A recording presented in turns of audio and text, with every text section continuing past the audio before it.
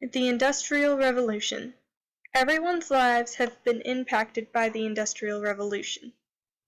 Agriculture changed greatly due to the Industrial Revolution. Before the Revolution, people relied on farming for resources and income. For generations, people planted the same crops in the same fields year after year. Eventually, the crops took all of the nutrients out of the soil, leaving the land dry and infertile. Crops could no longer grow in these fields, and farmers were left without food and without income. Then came crop rotation. Crop rotation is when farmers move different crops to different fields every year. Since different crops needed different nutrients, these crops could grow better in some of the new fields, giving the farmers more resources and money than ever before. Fertilizer also came about during this time. In many areas, soil was dry and hard to grow crops in. The best place to grow crops was by rivers or lakes, but farmers didn't always have access to those things. An English king, nicknamed the Turnip King, came up with a solution. He figured out that turnips could be used as fertilizer. Fertilizer made the soil rich and easier to grow crops in. Another great invention in agriculture was the seed drill. Before the seed drill, farmers just threw their seeds on the ground. What wasn't blown away or eaten by birds grew up in clumps of other crops, which isn't healthy for plants.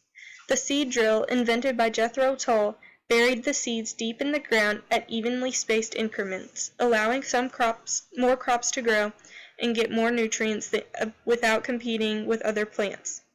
Due to these new advances in agriculture, the economy boomed and so did the population. With more food and income, infant mortality decreased, causing the population rates to skyrocket. Transportation was also impacted by the Industrial Revolution. The invention of steam engines was extremely important. It led to the invention of trains and barges, which were very influential throughout history. Trains could transport more goods at a quicker pace than a team of horses in a wagon could. Barges could carry more goods and only took a couple of teams of horses to pull along the canals rather than using several teams of horses to pull a few cartfuls of goods.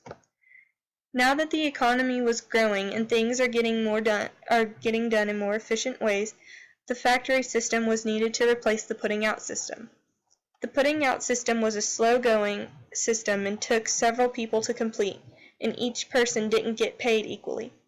This was done predominantly by women who lived on farms and needed to earn money. The first woman would shear her sheep, then drop the wool off at the next woman's house. This woman would then spin the wool into thread, then drop it off at the next woman's house to be made into yarn, the next to be made into fabric, the next to be dyed, and then finally taken to a merchant to be sold. This process took days, maybe even weeks to complete. With the factory system, however, fabric could be made quicker and be sold faster. In a factory, there would be several spinning jennies, multiple flying shuttles, and other machinery.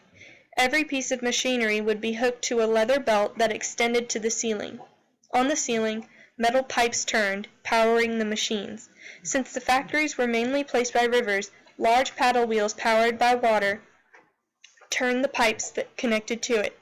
Since there were new machines and every step of the putting out system was centralized into a single building, cloth was made faster and was sent to the train station, where a train would take it to the canal to be shipped by barge to several places.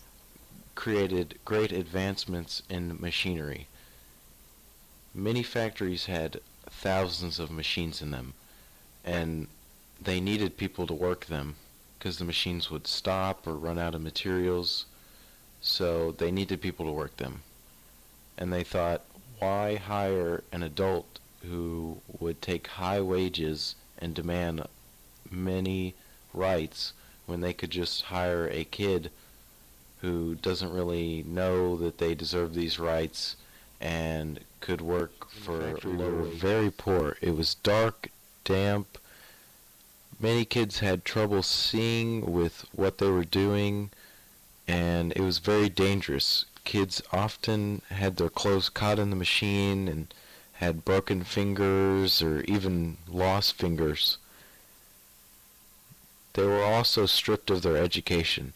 Many didn't go to school because their families were so poor they needed the money that the kids would earn from the job to support themselves, so the kids would not go to school.